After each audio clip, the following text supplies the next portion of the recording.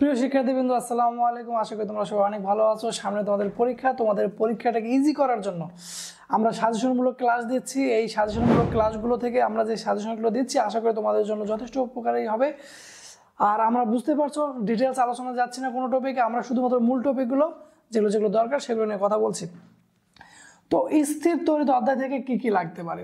স্থির ও ত্বরিত অধ্যায় থেকে প্রথমে আমার যেটা লাগবে সেটা হলো চার্জের পরিমাণ নির্ণয়, চার্জের পরিমাণ। তারপর এই অধ্যায় থেকে আমাদের লাগবে কোথায় বল বা প্রাবল্য শূন্য হবে,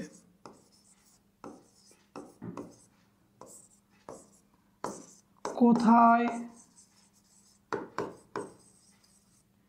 বিভব শূন্য হবে। তারপর আসলো ধারকত্ব,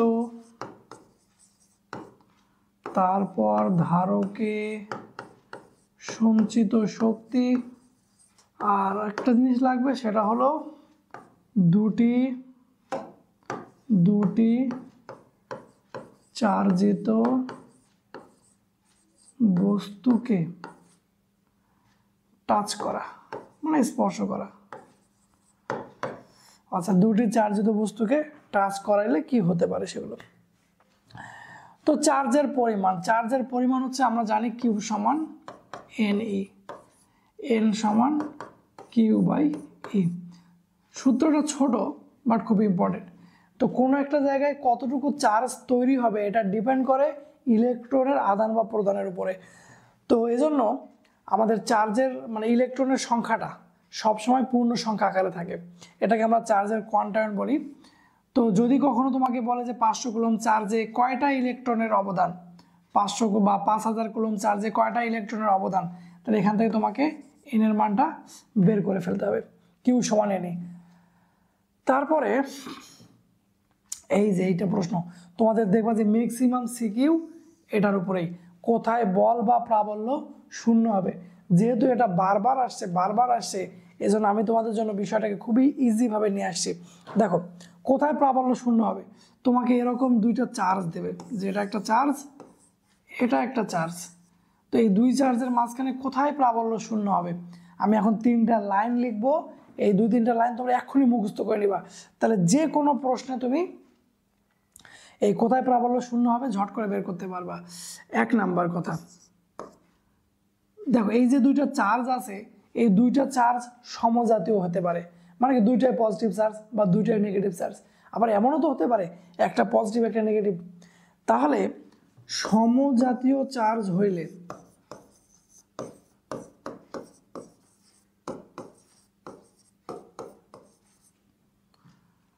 ভিতরে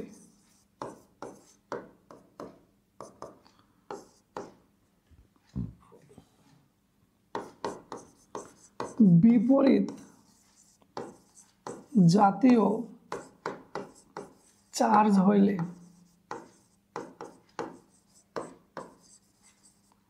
বাইরে। 3 নাম্বার, উভয় ক্ষেত্রে ছোট চার্জের কাছাকাছি। তা তোমাকে যদি বলা হয় কোথায় বল বা প্রাবল্য শূন্য হবে, তাহলে আমরা প্রথমে চেক করব চার্জ দুটো সমজাতীয় নাকি বিপরীত জাতীয়। যদি চার্জ দুটো সমজাতীয় হয় তাহলে প্রাবল্য শূন্য হওয়ার ঘটনাটা ঘটবে এদের ভিতরে কোথাও। আর যদি দুইটা বিপরীত জাতীয় চার্জ হয় তাহলে প্রাবল্য শূন্য হওয়ার ঘটনাটা ঘটবে এই দুটো চার্জের বাহিরে। এখন কথা হচ্ছে ভিতরে বুঝলাম বা বাহিরে বুঝলাম, তো কার কাছাকাছি? দুই চার্জের মধ্যে যেটা ছোট ঠিক তার কাছাকাছি ঘটনাটা ঘটবে। একটা এক্সাম্পল দেখো, তোমাকে বলা হলো যে এটা হচ্ছে 50 কুলম্ব চার্জ, এটা হচ্ছে 70 কুলম্ব চার্জ, মাঝখানের দূরত্বটা হচ্ছে 10 মিটার। তোমাকে বলা হলো কোথায় প্রাবল্য শূন্য হবে, কোথায় প্রাবল্য শূন্য হবে। তাহলে দেখো তো সমজাতীয় চার্জ, তাহলে ঘটনাটা ভিতরে কোথাও ঘটবে, যেহেতু সমজাতীয় তাহলে ভিতরে। ভিতরে কোথায়? দুইটার মধ্যে ছোটকে 50, তাহলে 50-এর কাছাকাছি, তাহলে ধরলাম যে এক্স দূরত্বে। এক্সের মানটা কত? যদি শর্টকাটে করতেছে একেবারে শর্টকাটে, তাহলে এই সূত্র ব্যবহার করবা, ডি বাই রুট ওভার বড় চার্জ বাই ছোট চার্জ প্লাস মাইনাস 1। যদি ভিতরে হয় তাহলে আমরা দেবো প্লাস, আর যদি ঘটনাটা বাইরে ঘটে তাহলে আমরা দেবো মাইনাস। আমাদের এই ঘটনাটা কোথায় ঘটছে? আমাদের এই ঘটনাটা ঘটছে ভিতরে, তাহলে আমরা এখানে প্লাস সিম্বল ব্যবহার করব, +1। তাহলে ডি এর মান কত? 10। ডি মানে 2 চার্জের দূরত্ব। বড় চার্জ কত? 70। ছোট চার্জ কত? 50 রুট ওভার +1। এখন তুমি যদি ভাবো যে না ভাই এত শর্টকাট করবো না, আমি লং কাট করবো, তাহলে লং কাট তো তোমরা জানোই যে এখান থেকে প্রাবল্য আর এখান থেকে প্রাবল্য ইকুয়াল করে দিতে হবে। তাহলে এই দিকের প্রাবল্য সমান ওই দিকের প্রাবল্য। তাহলে এই দিকের প্রাবল্য কত? আমরা জানি 9 × 10⁹ চার্জ বাই দূরত্ব স্কোয়ার। ওই দিকের প্রাবল্য 9 × 10⁹ চার্জ বাই দূরত্ব স্কোয়ার। ওই দূরত্বটা কত? এটা হচ্ছে 10 - x বা d - x স্কোয়ার। দুই পাশে কিছু কাটাকাটি যায়, আমরা চাইলে রুট করে নিতে পারি। তাহলে root over 50 by x root over 70 by d - x। এখান থেকে আবার 0 0 কেটে দিতে পারি আমরা, দিয়ে ক্যালকুলেশন করে আমরা এক্সের মানটা বের করে নিতে পারি। আরেকটা দেখো, ধরো তোমাকে বলা হলো যে এটা হচ্ছে -70 কুলম্ব চার্জ, এটা হচ্ছে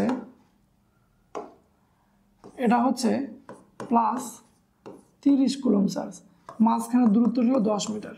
তোমাকে আবারও সেম প্রশ্ন করা হলো, কোথায়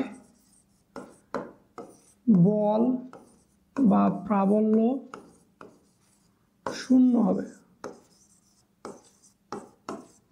আচ্ছা, তো এখানে কিন্তু বিপরীত জাতীয় চার্জ, যেহেতু বিপরীত জাতীয় চার্জ তাহলে ঘটনাটা ঘটবে বাহিরে। কোথায়? বাহিরে ছোট চার্জের কাছে। তাহলে -70 কুলম্ব আর +30 কুলম্ব, মানের দিক যদি আমরা তাকাই তাহলে 30 কুলম্ব ছোট, তাহলে ঘটনাটা ঘটবে এই জায়গায়।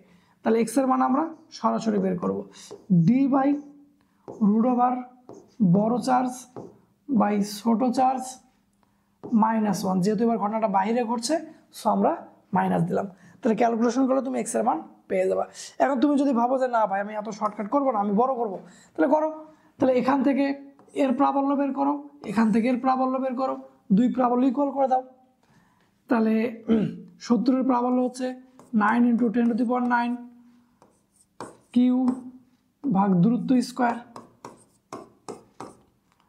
আর এখানে কিন্তু মাইনাস দেওয়া যাবে না, কারণ এই মাইনাস ছিল বলে তো এত কাহিনী করে বাইরে ধরলাম, এই জন্য এখানে আর এক্সট্রা মাইনাস দেওয়ার দরকার নেই। 9 × 10⁹ 30 ভাগ ওর দূরত্ব স্কোয়ার। তাহলে এখান থেকে আমরা সবগুলো কাটাকাটি করে ঘ্যাস করে কেটে দাও, ঘ্যাসাং করে কেটে দাও, দিয়ে তুমি এক্সের মান বের করে নাও, তাহলে তুমি সেম রেজাল্টই পাবা। তাহলে কোথায় প্রাবল্য শূন্য হবে, আশা করি এই টপিকটা তোমাদের আর আটকাবে না। এরপর যদি বলে কোথায় বিভব শূন্য হবে, কোথায় বিভব শূন্য হবে, তো শর্ত, বিভব শূন্য হওয়ার একটা শর্ত আছে, অবশ্যই বিপরীত জাতীয় চার্জ থাকতে হবে।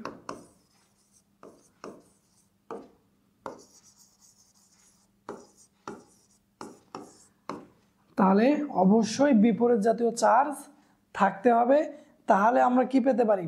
বিভব শূন্য পেতে পারি। আচ্ছা, ধরো এখানে আছে -50 কুলম্ব চার্জ আর এখানে আছে -20 কুলম্ব চার্জ। তোমাকে যদি বলা হয় কোথায় বিভব শূন্য হবে, তাহলে আমরা বলবো যে এমন কোনো প্লেস নাই যেখানে বিভব শূন্য হবে, তার মানে এখানে বিভব শূন্য হওয়া পসিবল না। বাট যদি এটা প্লাস হয় তাহলে হ্যাঁ, এবার বিভব শূন্য হতে পারে। কোথায় হবে? সবসময় ভিতরে হবে, এখানে সবসময় ভেতরেই হবে। তাহলে দূরত্বটা হচ্ছে ডি, আমরা মনে ধরলাম যে এখান থেকে এক্স দূরত্বে। তাহলে এই দিকের বিভব কত? বিভব বের করার সূত্র হচ্ছে, এটা মনে রাখবা, 9 × 10⁹ কিউ বাই আর, মানে দূরত্ব। আমাদের প্রাবল্য বের করার সময় যেমন কিউ ভাগ আর স্কোয়ার দিয়ে আমরা বিভব বের করার সময় কিউ বাই আর দিই। এগুলোর প্রমাণ কিন্তু আমি এখন যাইতে চাচ্ছি না প্রমাণে, সূত্রটা না জানা থাকলে আপাতত মুখস্থ করে নাও। তাহলে এর বিভব কত? 9 × 10⁹ চার্জ ভাগ দূরত্ব। দেখো প্রাবল্য বের করার সময় আমি বললাম যে মাইনাসটা নেওয়ার দরকার নেই, কারণ প্রাবল্য ভেক্টর রাশি, ওর কাজগুলো আমরা দিক দিয়ে করে ফেলতে পারি, যে ভিতরে বাহিরে কাহিনী করে করলাম, এই জন্য মাইনাসের দেওয়ার প্রয়োজন নেই। বাট বিভব বা কাজ এগুলো হচ্ছে স্কেলার রাশি, এখানে মাইনাস থাকলে দিতে হবে। তাহলে এর জন্য বিভব হচ্ছে এটা প্লাস, এর জন্য বিভব কত? সেম 9 × 10⁹, এর চার্জ এর দূরত্ব। তাহলে দুই বিভব মিলে রেজাল্ট আসবে 0। তাহলে দুইটা যোগ করে 0 করে দিছি। তাহলে তুমি এক কাজ করতে পারো, 9 × 10⁹ কমন নিতে পারো, কমন নিয়ে বাদ দিতে পারো। তাহলে কি হবে? -50/x plus 20/d - x = 0। 50/x পাশে পাঠায় দাও, তাহলে 20/d - x 50/x 0 0 কেটে দাও, তো ক্যালকুলেশন করো, x এর মান পেয়ে যাও। ঠিক, আচ্ছা তাহলে আমাদের এটা ক্লিয়ার হয়ে গেল, কোথায় প্রাবল্য শূন্য হবে, কোথায় বিভব শূন্য হবে, বা ধারকত্ব। দেখো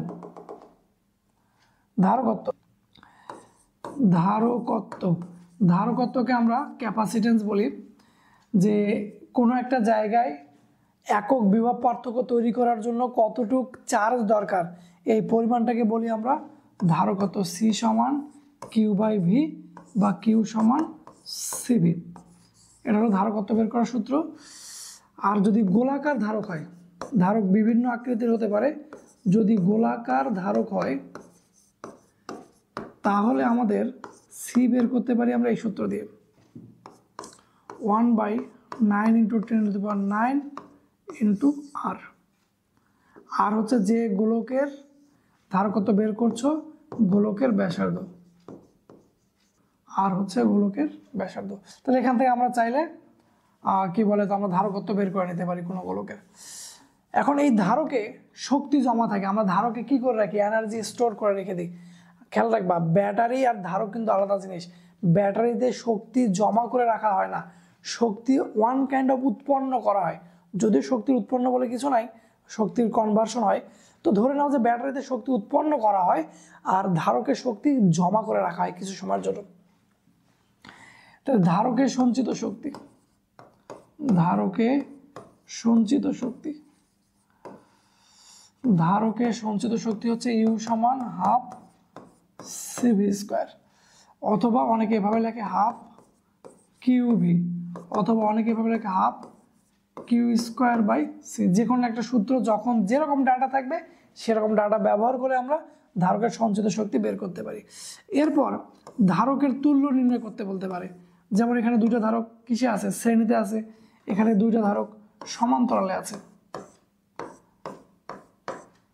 তো ধারকের যদি তুল্য বের করতে বলে, তাহলে ধারকের তুল্য বের করার সিস্টেমটা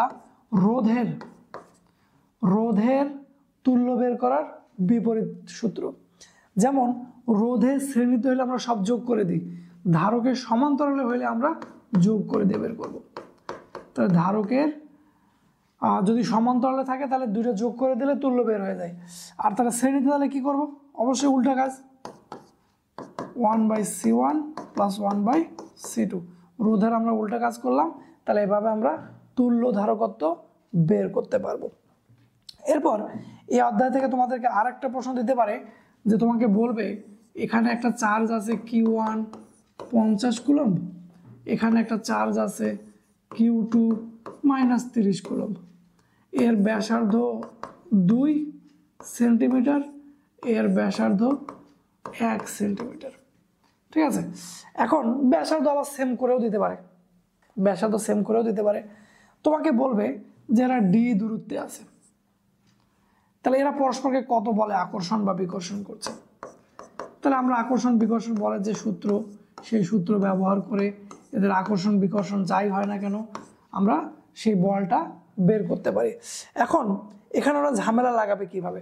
ওরা বলবে এই দুইটা চার্জকে একটা তার দ্বারা যুক্ত করে দিলাম, অথবা এই দুইটা চার্জকে আমরা স্পর্শ করে আবার আলাদা করলাম।